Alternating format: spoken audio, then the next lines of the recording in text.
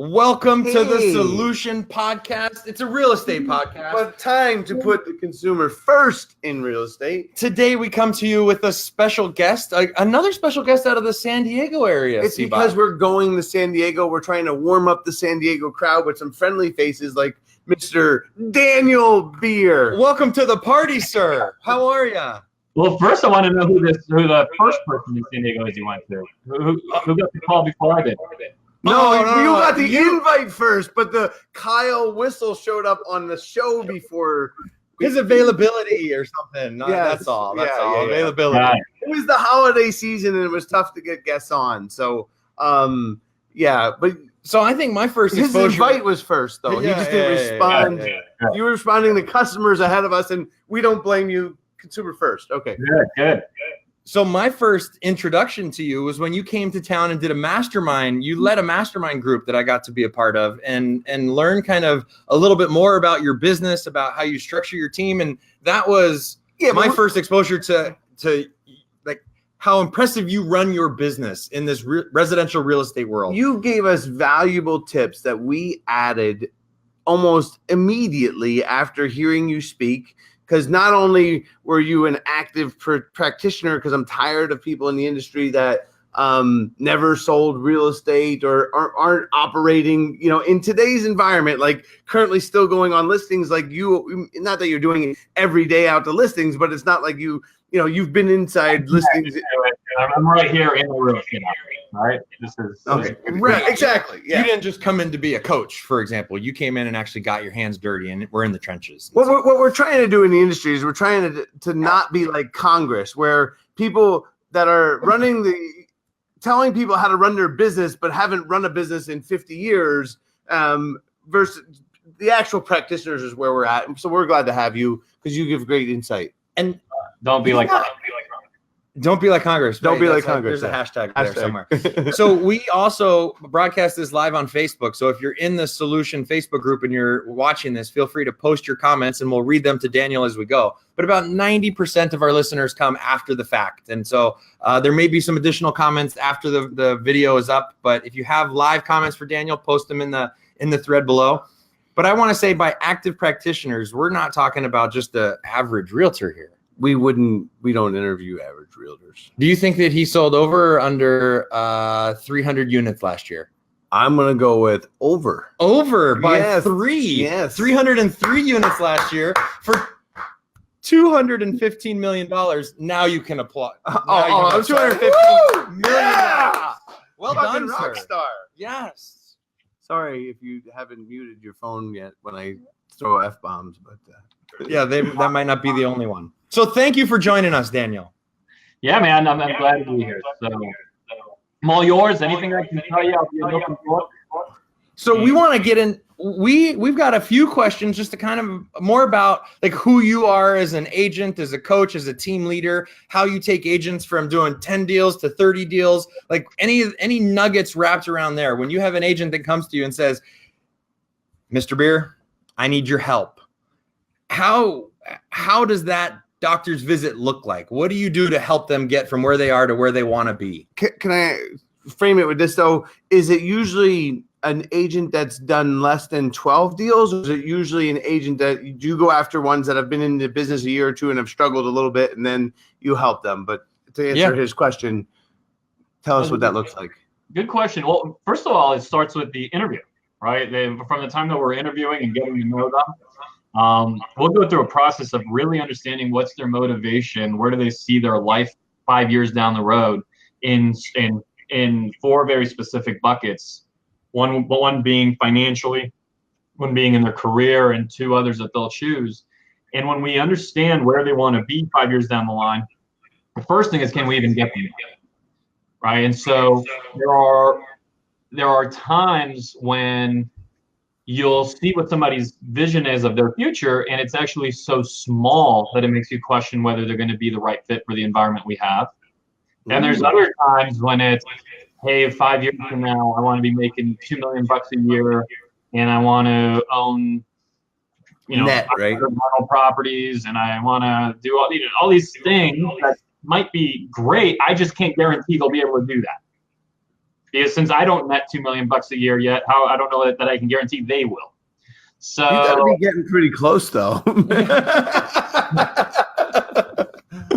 I wish, that's a whole conversation on what's, commission pressure and what goes on, and you guys face it. But I'll tell you, we had a 6% market like yours, even though I know yours is, you're a 6% market, and then at the same time you have this 1% pressure or 0%. You have. Yeah, it's awesome.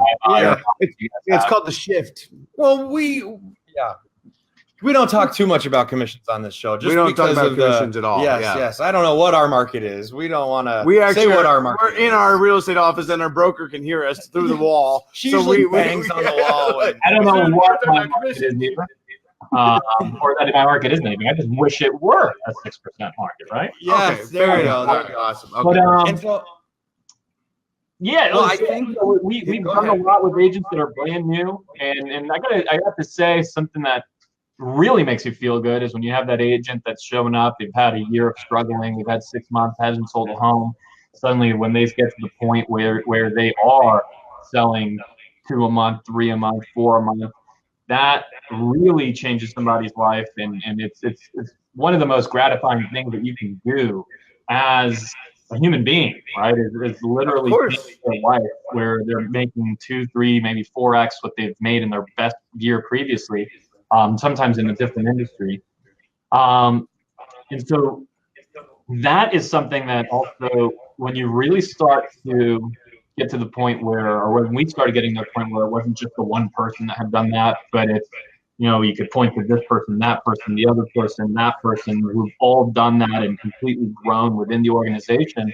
It also gives you a lot of confidence on what you can do to continue investing in them, which creates a great environment for a team, because as the business owner getting the feedback that the investments we're making work, and that they're profitable investments, not just to the business, but to them, their life, to their family, it makes you that much more likely to reinvest further, which just makes the team that much stronger. But personally, really, and it's not because it's the right thing to say, it is, you probably know this, like that is an amazing source of just, satisfaction of happiness. Well, I mean, to me, we use it as marketing to bring more people in, but it makes bringing or coming to work every day so much easier and makes it seem less like work, is what I think, because of that.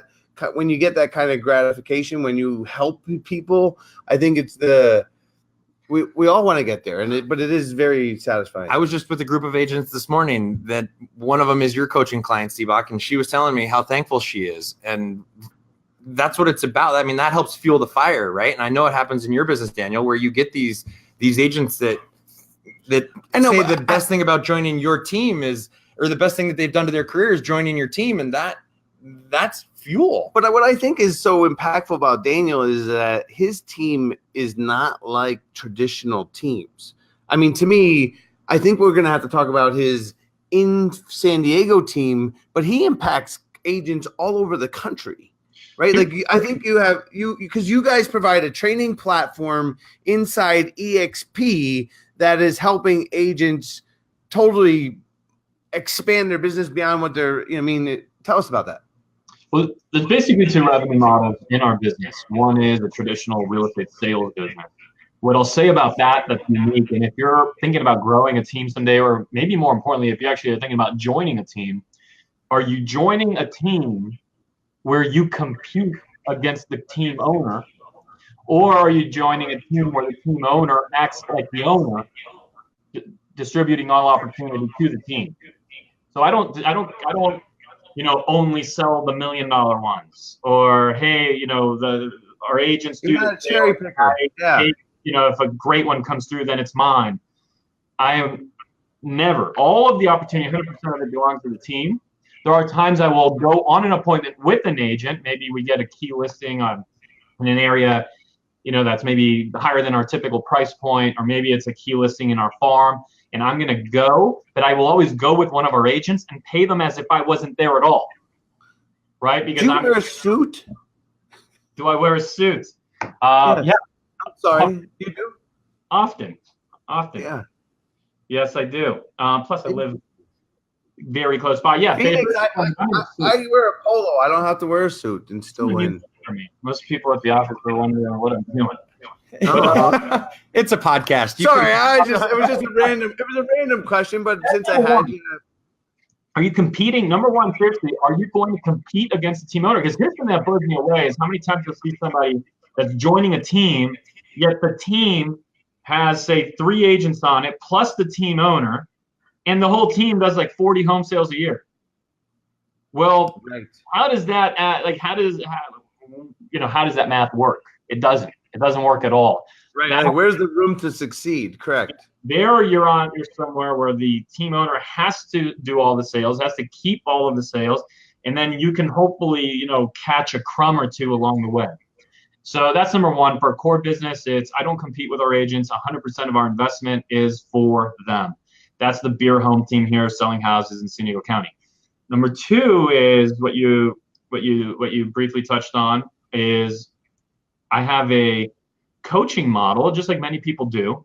Our coaching model, though, instead of charging coaching fees, our coaching model, it's not just me coaching, but it's a slew of, I'd say at least roughly a dozen or more, call it $80 million a year plus producers, several I could think of just off the top of my head, $4 or $5 million, $100 million producers, 2 or 3, $200 million producers. And anyhow, we've all together created a coaching model where we spill into these agents on a weekly basis with a live training, on a daily basis within our private group, and on a live basis as well with 4 quarterly masterminds we get together for. Plus, of course, we all have each other's cell phones. They have mine. They can text me. They ask questions. And so it's a coaching model that instead of collecting fees, we collect fees out of very small, and I mean very small, something like, sometimes it's 1.5%, 2%, 0.5%, 3.5%. And then, there's various ways in which you land in each bucket, but that's it. Referral fee, that's also capped. So a referral fee at those tiny little numbers, 2% or so, capped at a certain amount. And they're all over the country. We have 511 partners in that network. Yeah, that just seemed, when you first told me, my gut instinct was that seems very valuable, right? Because of I just think it's so hard because we go in these masterminds and inside our own marketplace, and the information that's shared is a bunch of boonswoggle. I don't know, like fluff. Yes, right. Where when you're sharing outside of area, or inside a team model where you're sharing in the revenue, that you're willing to share the goods. Yeah, when you're in financial alignment with somebody, it's whether right or wrong, but it's just human, then you're very differently invested in them than when you're just sharing. And here's the truth. I learned that in the previous company I was at. I was in the highest level mastermind there with the founder of the company, and we'd fly into Austin 2-3 times a year, and it was wonderful because when I was able to learn from him, from the leader, what I found though in the mastermind agent to agent is that because the agents understood that they're actually competing against one another, because the agents understood that they're actually all expanding into each other's marketplaces, what you got was fairly high level sharing when it came to mindset. Right. But when it came to do this, do that, then that, and you'll get a listing there. And I'm not exaggerating here. There was virtually zero, maybe 1 shred of a percent, right, on that kind of data. So totally true. I agree 100%. Money's involved. Well, that to me, because it's funny, because what I learned in real estate is that it's often do this, then this, then this, then this that wins, and that if you do 2 of the steps out of order or something, like for some reason it doesn't work, like, and you have to have that direct honesty is, I think, the word. I mean, it's not they're not being honest, it's just that they just don't bring it up, right? So here's the difference. Like, for example, there's a survey strategy that I learned from one of the partners in our group, And then I very successfully executed. We generated something like 293 people from our own database that raised their hand and said, hey, I'm going to buy or sell a home in 2019. So in structuring that, I shared it with the group. Maybe something that would happen in a lot of masterminds. What would happen in a lot of masterminds is to say, hey, well, there's this great survey thing, and here's like what we did, and you know, it worked great, and we got 293 leads. Well, the difference here is I actually live walked them through, okay, here's SurveyMonkey, click here. This is the title I used. This is what worked great for me. Then use the logic feature, then blah, blah, blah, blah, blah, blah. You get the point. Literally making sure it was implemented. So that's the difference. Well, the message is hard to get. I mean, because like whether you're doing radio or you're doing TV, or doing a survey, right? Like the messaging is I think the difficult part. It's the level of detail, right? Sure. The devil's in the details, and that's it. We could talk all day long about how the survey strategy is one that can get you 300 leads, but the level of detail on what you just described is it. I mean, for us right now, we're kind of adjusting some of our technologies. So we're going away from having Infusionsoft power forms on websites to having Gravity Forms power forms on websites. And even when I'm talking to Sync guys about the Zapier integrations, like you can see how people get lost in the details of it, right? But if we were to put it up on a screen and show everybody so they can pause and rewind and see every step, then there's a chance that they can execute it as well. And if they can't see how that's not worth a few percent, then they're just blind. Depending on where they're at with, within our group, it's anywhere from literally 0.5% to 3.5%, which also caps. So anyway, that's the way we've monetized that coaching and sharing environment. We call it our mastermind and growth group. What do you call the library? I think you mentioned to me you have like a library of training as well. Do you have a name for that? No. I think what you're referring to is every Wednesday we do a training, 10 o'clock Pacific, and it's one of these amazing producers in different parts of the country that have a different perspective. They'll unpack something, completely unpack it, and it's whatever their superpower is. So Mike Wall, for example, does over $1 million in GCI. He's the expired king. He knows everything about expired. He unpacked it. He didn't just unpack, here's my script. He let it here's the script, and here's how the schedule in which I call, and then here's what I send, and then here's how I follow up, and then here's the software I use, and all the way through, right? Or Kyle Whistle, he taught us all what he does with video, or Chase, he's taught us exactly what he does with his Facebook ads. So just different people teaching whatever their superpower is, in a very specific way, and that's done every single Wednesday, 10 o'clock, and then uploaded into the group. Cool. Nice. So, are we going to talk about your 5-day blitz when it comes to the questions, or should we break it out now? Because I think that kind of falls into the. What do you want to know?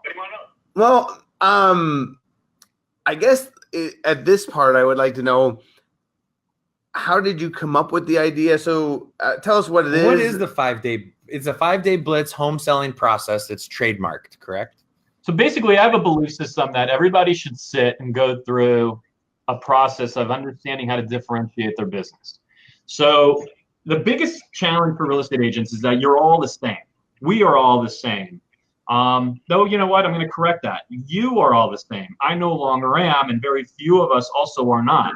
And you have the ability to join us in that bucket of very few that are not the same if you go through a very simple exercise and process of thinking through any aspect of your business. Okay, so if you want to think about the way in which you list homes, your listing process, or your buyer process, or even the way that you manage transactions, whatever it might be, and you spend time thinking about what they do, meaning what all real estate agents typically do, because it's all virtually the same.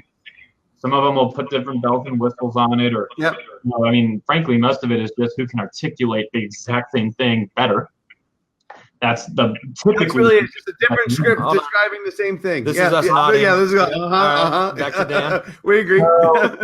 You go through that exercise and literally document, maybe on a whiteboard, what do they all do, and also what do the consumer, what do they typically experience? What are they experiencing in that particular component or aspect of your business, or of the real estate transaction, of the listing process, the buyer process, etc. Once you understand what they all do, what the masses are doing, then you want to think about what are the pain points associated with what they all do. Because what they all do has certain pain points that are very clear. Something such as, how do people buy homes right now? Well, they all, they get set up on some saved search and the computer sends them listings, and then they drive around and then they see open houses and they walk in, but it was the wrong house. So you start discovering the pain points. And they're wasting their time and it's untargeted and it becomes frustrating. So anyway, what do they all do? And what are the pain points? By the way, almost everything has a pain point. Even the system that you will create to differentiate yourself from everybody else has its own pain points. But that's an aside. So what are the pain points you do? We're not going to have enough time in the show to get through them all, but go ahead. Then, there are a lot of them. So then you're going to think through, great, given that they all do this and buyers and sellers experience that, which makes them feel this way, experience these troubles, gives them these downfalls, doesn't provide what they've signed up for, leaves them short, leaves them disappointed, whatever the pain points are, then you're going to create your solution to that. And how are you going to solve those pain points? And when you're solving those pain points, that's starting to become your unique differentiated system. And I would encourage you to have at least 3 or 4 points to counter the pain points, so solve them. And really what happens is, like, when I'm talking like this, kind of at an abstract level, it sounds like, well, geez, how would I do that?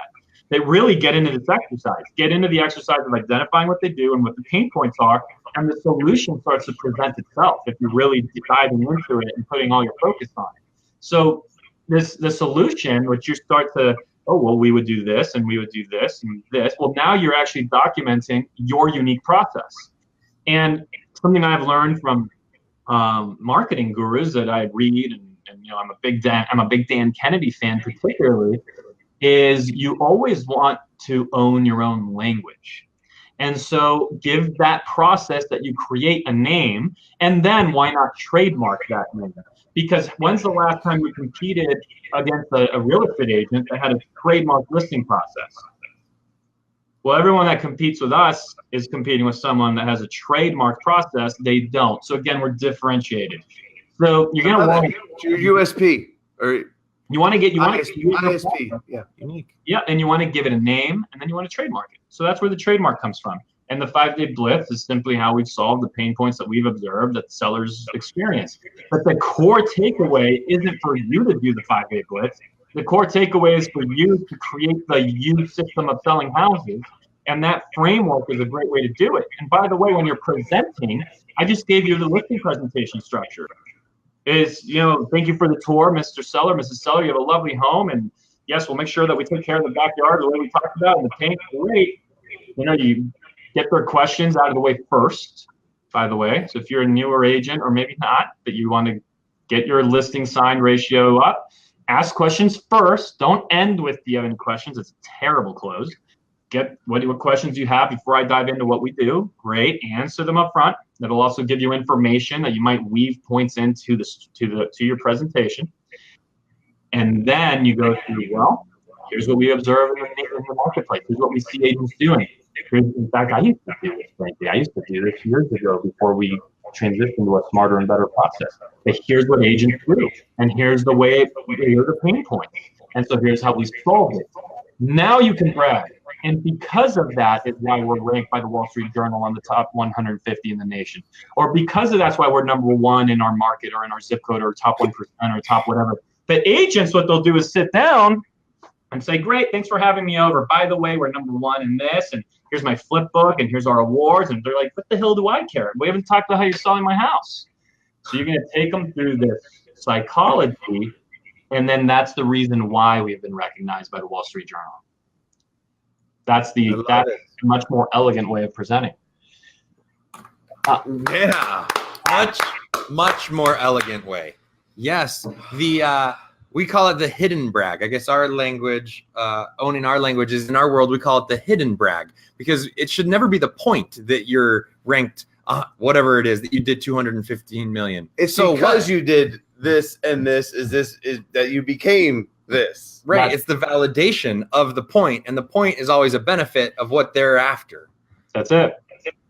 It's good. I like the way that he explained that. So I like so much the way you explained it because I still have no idea what the 5-day blitz is. Yes. Hey, look at the magic over here. It's over here. No, it's over here. It's definitely not here. Let me see if you joined our mastermind group yet. Hold on. Good. Okay. That's a great. Again, I should. If I had a clap button. Okay. All right, so we got some questions that we'd like to ask. Let's get some questions. We've wasted enough of his time sharing all this insight. Let's get to the questions because I think we could kind of tick away at his ideas in these questions. Oh, there you go. We're going to try and let him fill us up with knowledge. So because our podcast is about, we're trying to bring more conversations on how agents are putting consumers first in their business. We like to ask our same questions from a seller standpoint. We want to know what you're doing, how you're coaching your agents to put their consumers first when it comes to selling their house for more money, for less hassle, or in a shorter amount of time. Right. So seller first, 3 questions, right? Is there things that you do that get people more money? Do they sell the house faster? Like, does your 5-day blitz sell it faster, or does it? Because it has to be one of the 3 typically, unless you think of you sound freaking awesome, so you might have another one, or less hassle. Which one of the 3? Here's the interesting thing, right? You can't, at least in my experience, you can't actually sell the home quickly unless you're doing one of these like, hey, I showed up and here's your cash offer for 80 cents on. That's a different thing. But if you're genuinely marketing and selling a house, you can't sell it quickly and not for a great price. And that's one of the disconnects. You just can't do it, right? Think about this. If you're a buyer and you're negotiating. Can I take the other side of that one? I'm sorry. Sure.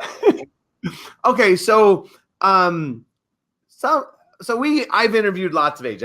I've interviewed about 1,000 agents, and a lot of times I look at their listings, and sometimes when I look at their listings, I know that I could have sold the house for more money than they did. Because what happens with sometimes agents is they take the first offer, let's say in the first 6 hours, when if they would have did a better job marketing, they could have drove more people and received multiple offers. Driving the price. Granted, when I made my comment. In marketing a home, the job of the agent is simply to get the home fully market exposed. It's to create a full market response. Once you have a full market response, like we don't create buyers as real estate agents. What we do is we have a home that needs to be sold, and we need to make sure there's a full market awareness of that property being for sale and why it makes sense for people that need that size or that live in that area or whatever for the probable buyer. Our job is to get a full market response. Once we have a full market response, that we have delivered on our promise. See, I agree with that. I have the very similar words, or I have my own words, but yes. You have a full market response, okay, if you have the property fully market exposed, yes, I believe very strongly you're going to make your best sale, the seller the most money within that first 7 to 10 days of the listing. And the proof of that, Jeff, go ahead and turn yourself into a buyer and come negotiate on my listing that's been on the market for 5 days and has a ton of traffic on it. Let's see how well you can negotiate. Versus, let's come and negotiate on the listing that's been on the market for 100 days, for 50 days. You are going to get a better deal. You're going to chop away at the price much more so on the one that's been on for 50 days and the one that's been on for 5, 6, or 7 days. So my belief system, that's the 5-day blitz, is let's get a full market response. Let's get the buyers competing with each other instead of competing with you, the seller.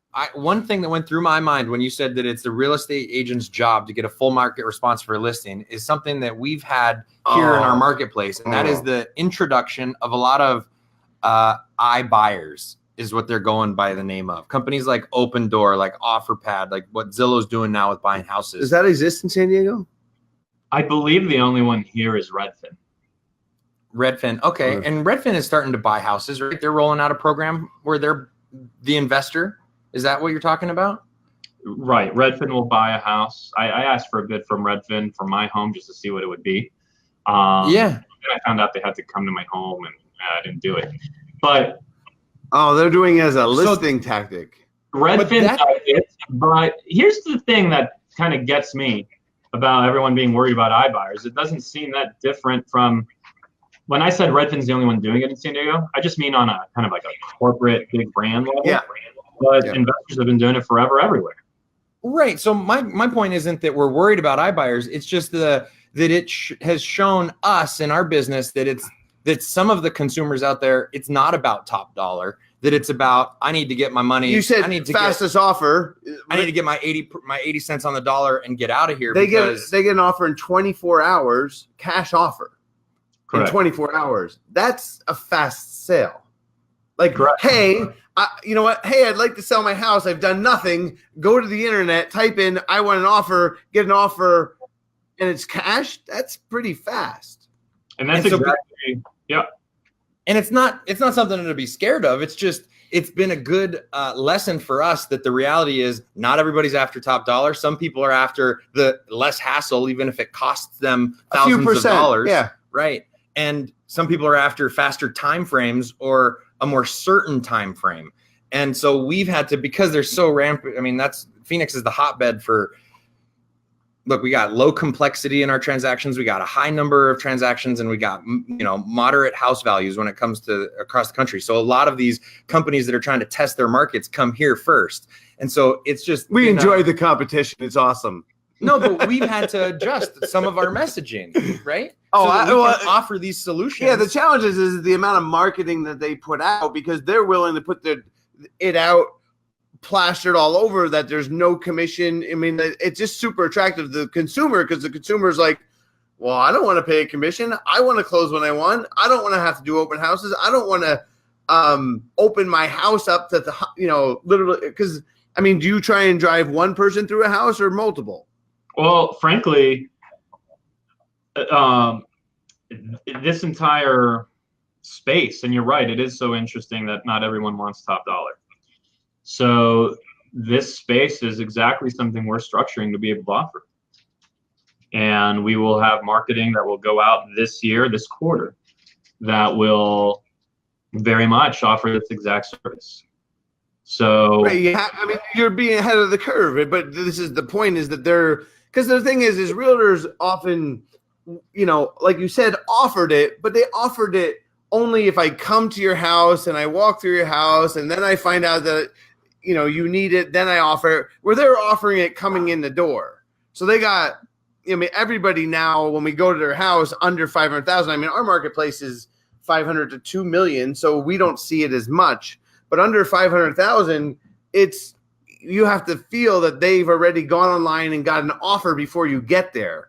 Mm-hmm. So now it puts a challenge to you, because when you give them a number, they may have a number, which we've seen sometimes, that's higher than our number, which is like, because they're using an algorithm to price houses, and sometimes that algorithm's off by a few percent in their favor. And we're going to be like, fuck it, you just got to take it because that's better than I can get you. Well, what's interesting is and I haven't figured this out, but what's interesting is there's certainly a play for you to guarantee an offer to the homes that their criteria, and you guarantee the offer.